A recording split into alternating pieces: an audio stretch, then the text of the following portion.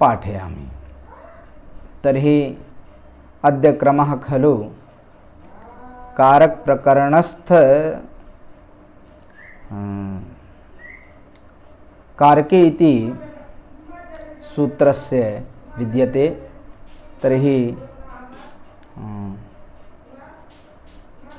प्रारम्भात् पूर्वं मङ्गलं कर्तुम् इच्छामि।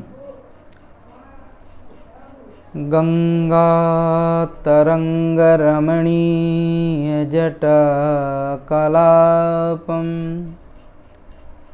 गौरीनिरन्तरविभूषितवामभागम्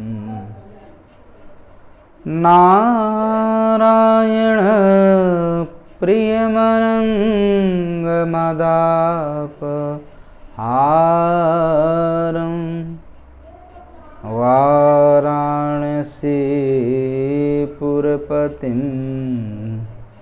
भज विश्वनाथं। वाराणसीपुरपतिं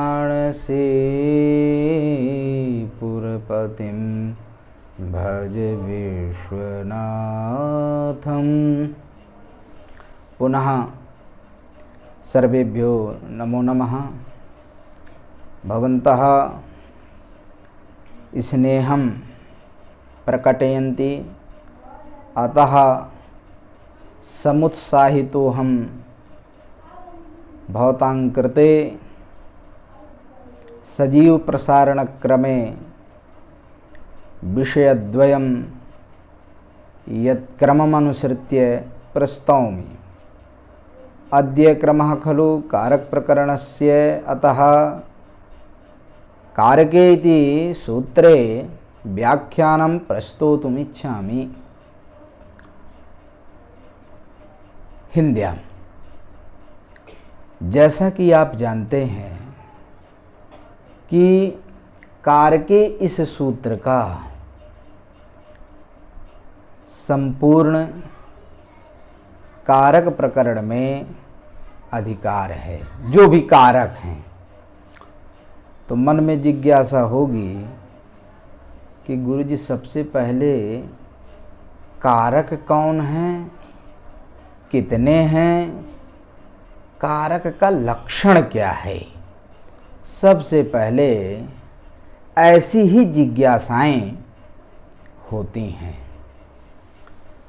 तो मैं आपको बता दूं कि वैसे 7 विभक्तियां हैं। उन 7 विभक्तियों में जैसा कि प्रथमा, द्वितीया, तृतीया, चतुर्थी, पंचमी, षष्ठी, सप्तमी, संबोधन। तो संबोधन में चूँकि प्रथमा विभक्ति ही आती है, इसलिए अलग से उसे परिगणित या परिगणन उसका नहीं करने की आवश्यकता है। तो फिर जिज्ञासा यह हुई कि तो फिर गुरुजी अगर 7 विभक्तियां हैं तो फिर यह जो अभियुक्तोक्ति है या कह लीजिए प्रामाणिक ही है, व्याकरण शास्त्र का सिद्धांत है कि 6 कारक होते हैं। कर्ता, कर्म च करणं च संप्रदानम तथैव च अपादानाधिकरणम इत्याहुः कारकाणि 6। तो कर्ता, कर्म, करण, संप्रदान, अपादान और अधिकरण। छूटा कौन? संबंध छूटा। मतलब संबंध को वैयाकरण सिद्धांत के अंतर्गत कारकत्वेन संबंध नहीं परिगणित है। बिना उसके समझिए कि संबंध को कारक नहीं मानते हैं। उसके मूल में कारण क्या है? आखिर क्यों नहीं संबंध को कारक मानते हैं? तो ध्यान रखिएगा, सूत्र पर यदि विचार करें तो कारके में क्या दिख रहा है? सप्तमी दिख रही है। लेकिन वही जब आगे आप कर्तुरीप्सित तमम कर्म इस सूत्र में देखेंगे तो वही कार के कारकम ऐसा करके अधिकृत है। कारकम कर्म संज्ञम स्यात् ऐसा करके लिखा है। कर्तुः क्रियया आप्तुम इष्टतमम कारकम कर्म संज्ञम से, माने कारकम सत कर्म भवति। कर्मादि जो कारक हैं उन संज्ञाओं में उपजीव्यतया कारक जो है मौलिक रूप से उपस्थित होता है।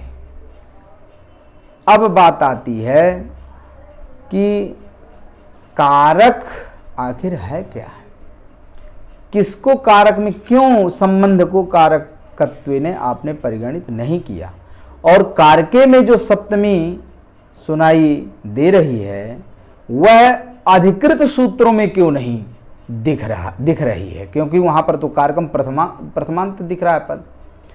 तो सबसे पहले आप जानिए कि यहाँ कारके इस सूत्र की जो सप्तमी दिख रही है वह सौत्री सप्तमी है। फिर बोल देता हूँ, माने सौत्री सप्तमी का मतलब माने प्रथमार्थे सौत्री सप्तमी, अर्थात उसका अर्थ प्रथमा ही है, माने वो कारकम ऐसे ही प्रथमांत ही अधिकृत होना है। बस यह कहिए कि जो सूत्र में सप्तमी दिख रही है वो सौत्री सप्तमी के रूप में ही आप स्वीकार करिए, वैसे होना ये कारकम ऐसा ही होना चाहिए था। एक बात और यत्र तत्व जो है सूत्रों में लिखा भी है। अब जिज्ञासा हुई कि आखिर कारक है क्या, समझ रहे हैं ना। तो बिना देर किए हम बता दें कि कारक क्रियाजनकत्वम कारकत्वम, यही सर्वत्र यही लिखा जाता है, यही लिखा है। आचार्य नागेश भट्ट भी सिद्धांत के रूप में इसी को प्रस्तुत करते हैं, क्रियाजनकत्वम कारकत्वम। तो अब इस कारक के लक्षण में मूल क्या है, आप अपने से कर दिए ये कि कहीं इसके मूल में कुछ है भी, तो महाभाष्यकार का कारकम का जो विग्रह किया गया है वह पंक्ति ही क्रियाजनकत्वम कारकत्वम के मूल में है। कौन सी है कि क्या उन्होंने विग्रह किया कारकम का, कारकम का वो विग्रह लिखते हैं करोति क्रियाम निर्वर्तयति इति कारकम। तो जब क्रिया की निर्वर्तना कह लीजिए, ये व्युत्पत्ति भाष्यकार ने स्वयं कारकम की ये व्युत्पत्ति की है, तो इस व्युत्पत्ति के आधार पर यह बात सामने निकलती है कि जो क्रिया को करने वाला है, संपादित करने वाला है, क्रिया का निर्वर्तन करता है, उसको कहेंगे हम कारक। समझ रहे हैं। तो स्वाभाविक है। इसके बाद जो बात आती है सामने कि ठीक है भाई, कारक इस तरह से व्युत्पत्ति भी दिखाया और उसका फल भी है। जब आप काफ़ी अनुसंधान करेंगे तो पता चलेगा कि अब देखिएगा यहाँ का जो आप कह रहे क्रियाम निर्वर्तयति इति कारकम, अर्थात क्रिया जनकत्वम कारक, क्रिया का जो जनक है। तो ध्यान रखिएगा, क्रिया जन्य है और जब जन्य है तो क्रिया में जन्यता रहेगी और कोई ना कोई उसका जनक होगा, जनक में जनकता होगी। समझ ना, जन्यता जनकता ये निरूप निरूपक भाव संबंधे ने अन्वित होती हैं।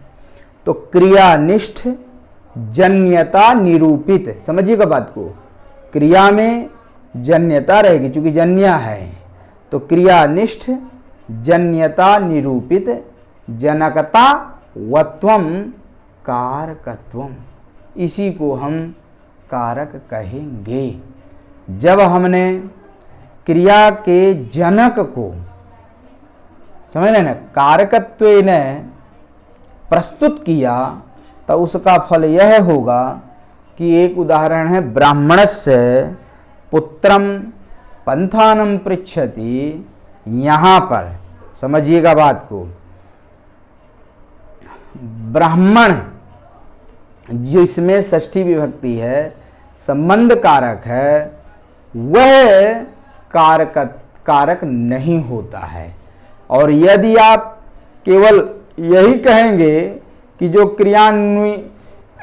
क्रियान्वयी हो, समझ रहे हैं ना, उसको कारक कहते हैं, तो क्रियान्वित्वम कारकत्वम, तो वो पुत्र द्वारा, ध्यान रखिएगा, पिता भी क्रियान्वयी है। पृच्छति क्रिया में अन्वयी अर्थ के रूप में जिस प्रकार से पुत्रम है तथैव ब्राह्मण भी हो जाएगा।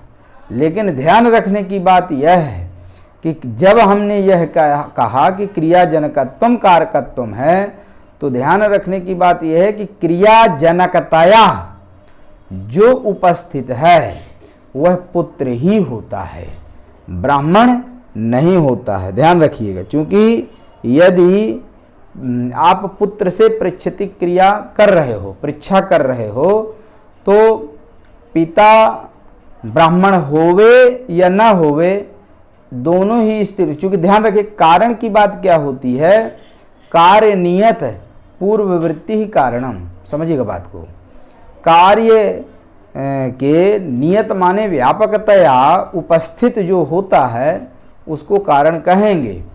तो पिता के जहाँ तक उपस्थिति की बात है वहाँ तो नियत नहीं है, क्योंकि कदाचित पिता कहीं चला गया, ब्राह्मण कहीं चला गया, पुत्र ही है, तो भी परीक्षा तो पुत्र से हो रही है। इसलिए पृच्छति क्रिया की जो जनकता है वह पुत्र में है, क्योंकि परीक्षा वह पुत्र से कर रहा है, ब्राह्मण तो बैठा है वहाँ पर। तो इस तरह से ब्राह्मण क्या है, अन्यथा सिद्ध की तरह ही समझिए उसको, अन्यथा सिद्ध ही है, क्योंकि पृच्छति क्रिया में किसी तरह की कोई उसमें जनकता नहीं है। जनक वह है जो कार्य नियत पूर्ववृत्ति हो। तो शायद इति ब्राह्मण जो है बैठा है, लेकिन ऐसी बात नहीं कि व्यापकत्व ने उसकी स्थिति पूर्ववृत्तित्व उसका होता हो। कदाचित ब्राह्मण चला गया या कहीं अन्यत्र वो हो, केवल पुत्र है, तो परीक्षा तो केवल पुत्र से हो रही है। इसलिए पृच्छति क्रिया के प्रति ब्राह्मण क्या है, अन्यथा सिद्ध के रूप में ही है। इसलिए प्रमुख कारणता यह कह लीजिए क्रियाजनकता, पृच्छति क्रिया की जनकता वो पुत्र में है। अतः पुत्र की कर्म संज्ञा होगी, कर्म कारक है, तो द्वितीय विभक्ति हुई है। तो ब्राह्मणस्य पुत्रम पंथानम पृच्छति, यह प्रयोग बनता है। और उसमें ब्राह्मण, ध्यान रखिएगा, कारकत्व ने अन्वित नहीं होता है, उसका जो है जन्य जनक भाव संबंध से ब्राह्मण का पुत्र में अन्वय होता है। स्वाभाविक है, संबंध है, संबंध कारक श्रेणी में अपने यहाँ व्याकरण शास्त्र में परिगणित नहीं है। समझ में आ रही बात। और ध्यान रखिएगा, कारक चूँकि क्रिया के जनक होते हैं, तो प्रत्यासत्य न्याय से वही क्रिया में ही उनका अन्वय भी समझना चाहिए, क्रिया में ही उनका अन्वय भी होता है। समझ में आ रही बात। क्योंकि जब क्रिया का ज्ञान हो गया, क्रिया जनकम इसका ज्ञान होने पर वह क्रिया कौन है ऐसी आकांक्षा होने पर, क्रिया की जनकाकांक्षा होने पर कारक ही वहाँ पर रहता है। इसलिए कारक का ही क्रिया में अन्वय उचित है। समझ रहे हो, तो ये बात भी समझनी चाहिए। अब देखने की बात यह है, कोई क्रिया है, जैसे देवदत्ता ग्रामम गच्छति है, तो गमन व्यापार के प्रति प्राधान्य जो है कर्तृकारक का ही है या कर्ता का ही है। अब कहना यह है, या अथवा देवदत्ता स्थाल्याम तंडुलान पचति, यह उदनम पचति, ये तमाम ऐसे प्रयोग हैं। तो वहाँ पर पचति क्रिया के प्रति समझे, जो स्वातंत्रेण प्रधान क्रियाश्रय है वह देवदत्त है। तो यह तो समझ में आता है कि क्रिया की जनकता तो प्राधान्य न कर्तृकारक में है। अन्य तो वहाँ पर जैसे ओदनम पचति है, तो ओदनम पचति में कौन सी क्रिया है, किस क्रिया की जनकता है? कर्म, करण इत्यादि सब जो भी कारक हैं, अन्य कारकों में किस क्रिया की जनकता आप मानते हैं? क्योंकि आपने स्वयं कहा कि क्रिया जनकत्व, तो प्राधान्य क्रिया की निरवर्तना तो कर्तव्य दिखाई देती है।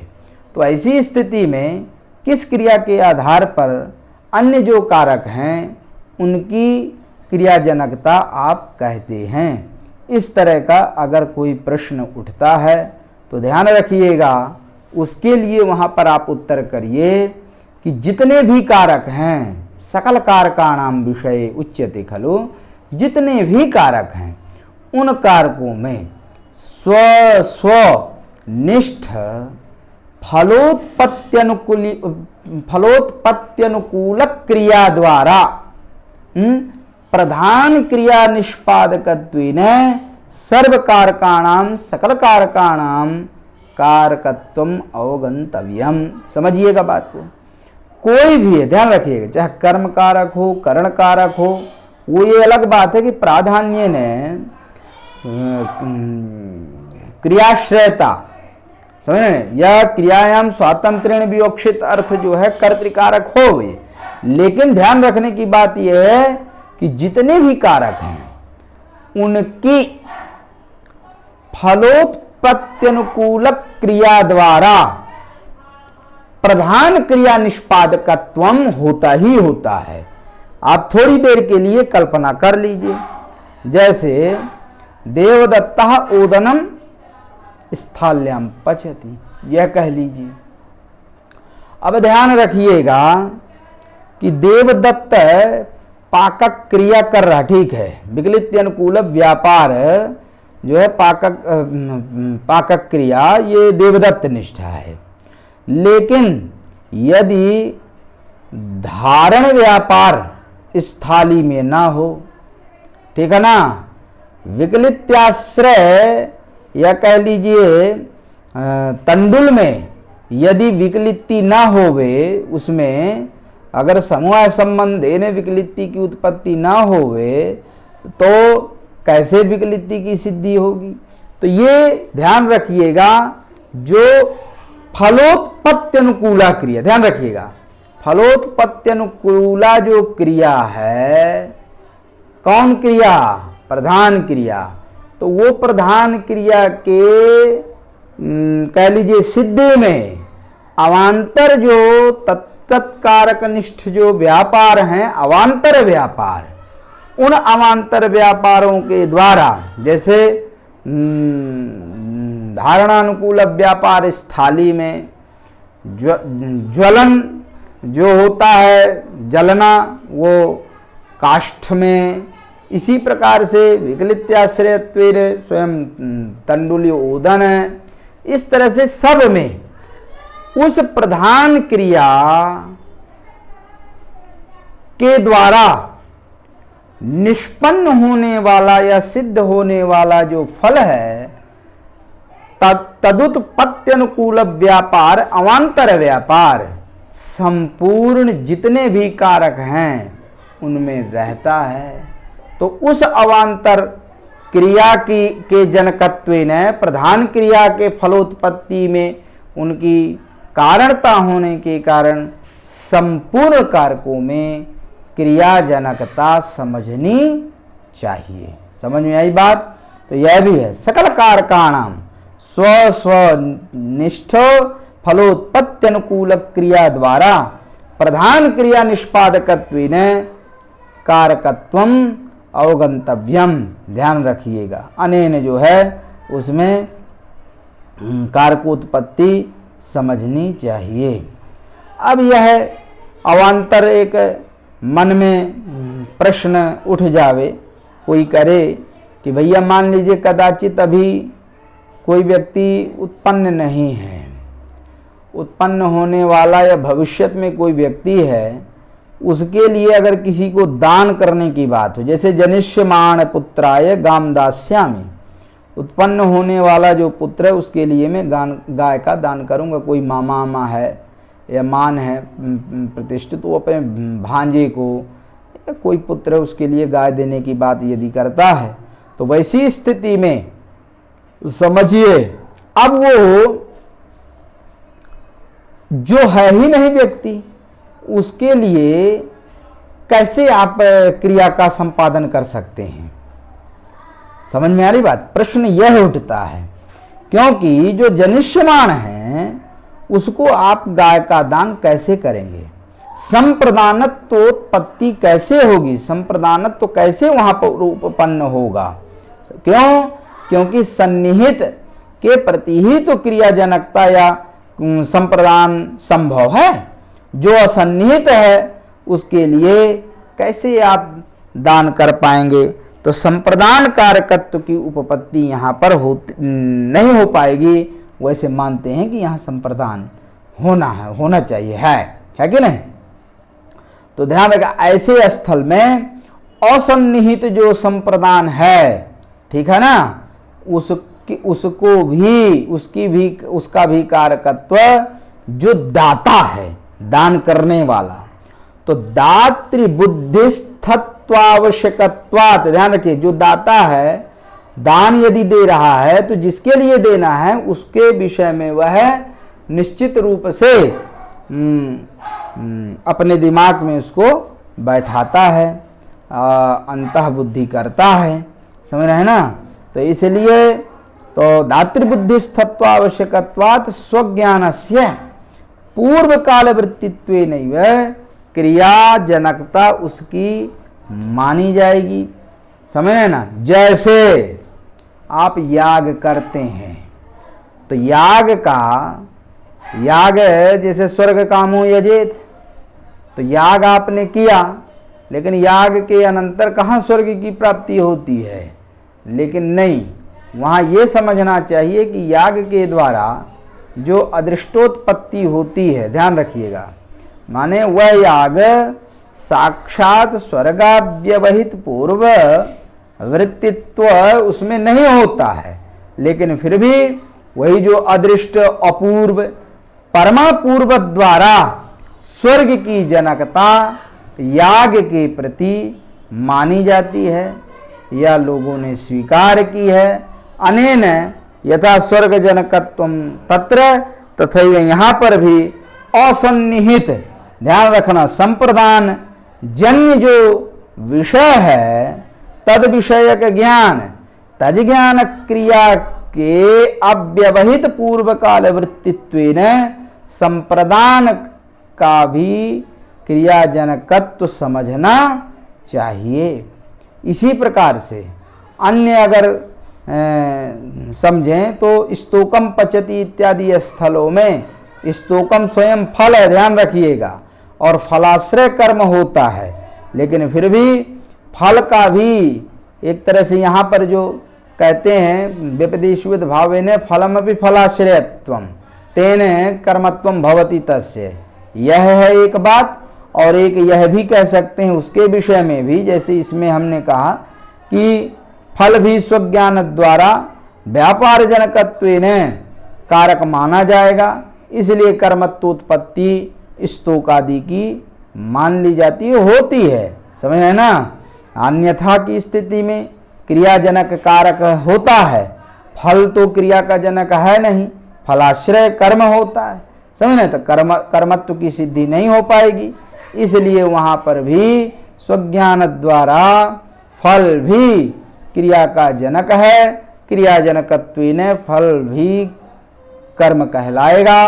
द्वितीय विभक्ति उसमें हो करके स्तूकम पचती इत्यादि व्यवहार ये सब सिद्ध होते हैं। समझ में आ गई बात? अब मन में कई जगह देखते हैं लोग पूछ भी देते हैं, व्यवहार में भी देखा जाता है, कह देते हैं कि भैया क्रियान्वित्वम कारकत्वम, यही कह दीजिए। तो ध्यान रखिएगा, क्रियान्वित्वम कारकत्वम ऐसा नहीं कहना चाहिए। क्यों? क्योंकि क्रियान्वयी जिस प्रकार से ब्राह्मण से पुत्रम पंथानम पृच्छति में पुत्र और पंथा है, तथैव ब्राह्मण भी, ध्यान रखिएगा, पुत्र द्वारा ब्राह्मण भी क्रियान्वयी अर्थ हो जाएगा। तो क्रियान्वित्वेन पता चला संबंध कारक, संबंध के भी विषय में कारकत्व की आपत्ति बनने लगेगी, होने लगेगी। और यदि आप कहो कि नहीं नहीं क्रियान्वित्वम कारकत्वम की जगह साक्षात क्रियान्वित्वम कारकत्वम ऐसा कहेंगे तो यह भी नहीं कहना चाहिए। ध्यान रखिएगा कि स्यादिति ब्राह्मण साक्षात क्रियान्वयी नहीं है, पुत्र द्वारा वह पृक्षति क्रिया का अन्वयी अर्थ है, लेकिन माना कि वह न होने पर भी मातु स्मरति, यहाँ तो स्मरति क्रिया का साक्षात अन्वयी अर्थ है, वहाँ माता, समझ ना। तो इस माता जो है स्मरणक क्रिया में साक्षात अन्वयी अर्थ है, अतः मातु स्मृति में वहाँ षष्ठी है, संबंध है, लेकिन वहाँ ध्यान रखिएगा उसको कारकत्वेन हम लोग नहीं मानते हैं। लेकिन फिर भी यदि आपने ऐसा क्रियान्वितम कारकत्वम फिर साक्षात का निवेश इस तरह से अगर करेंगे तो ऐसी स्थिति में मातु स्मृति इत्यादि स्थल में कारकत्वापत्ति आएगी। अतः क्रियान्वितम कारकत्वम कहने की अपेक्षा क्रियाजनकत्वम कारकत्वम, यह जो सर्वमत सिद्धांत है उसी को स्वीकार करना चाहिए। लगी बात, यह है। अब देखते हैं, अब जो सूत्र आता है, जैसे कारकम का आपने अधिकार किया, कारके आपने कह दिया, तो कारके कहने पर ध्यान रखिएगा लिखते हैं कारके इत्यधिकृत्य, तो अधिकृत्य आपने कहा है तो ध्यान रखिएगा जो इति है, अधि है, क्री धातु है, अक्त्वा प्रत्यय है, और उसको चूंकि वह समास है, मान लीजिए समास करेंगे तो गति समास करने के बाद स्वाभाविक है उसको समासे यानी पूर्वो अक्तो लेप आप लेप करेंगे, तो लेप करना है, लेकिन उसके पहले विचारणी यह है कि समान कर्तृक क्रियाओं में जो समान कर्तृक क्रियाओं के होने पर पूर्वकालिक जो क्रिया होती है उससे आप जो है अक्त्वा प्रत्यय करते हैं। तो कहना यह है ना कि उत्तर में कौन सी क्रिया है, क्योंकि भाई जैसे भुक्त्वा वृजति तब पूर्वकालिक क्रिया जो है भुजिक क्रिया है, उसी से आपने जो है अक्त्वा प्रत्यय किया। तथैव यहाँ पर भी अगर बात किया जाए तो अक्त्वा प्रत्यय और अक्त्वा को ही लेप करने की बात है, तो मन में जिज्ञासा यह रह जाएगी कि आखिर वह कौन सी उत्तरकाल की क्रिया है जिसके आधार पर या जिसको लेकर के पूर्व कालिकत्व जो है इस अधिकार क्रिया में उसमें रहा और वो अक्त्वा प्रत्यय आपने किया। तो यह, और यदि ऐसा नहीं है, कोई क्रिया नहीं है उत्तर काल में, तो फिर अक्त्वा कैसे कर दिए, फिर लेप कैसे हो गया, ये तमाम शंकाएं रह जाती हैं।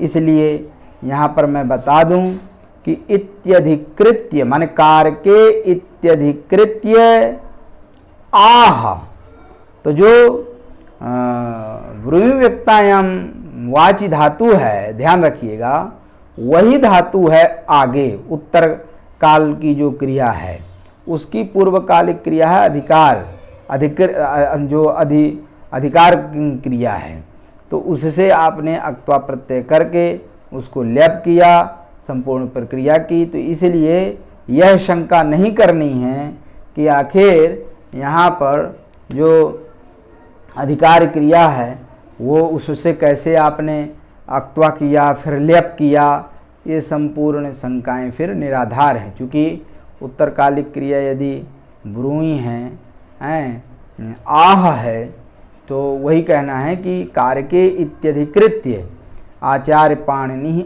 आह किम कर्तुरीप्सित तमम कर्म। तो ठीक है, इसको आप समझिए। कल अगले प्रसारण में कर्तुरीप्सित तमम कर्म मतलब द्वितीया कारक का प्रारंभिक सूत्र की प्रस्तुति करेंगे।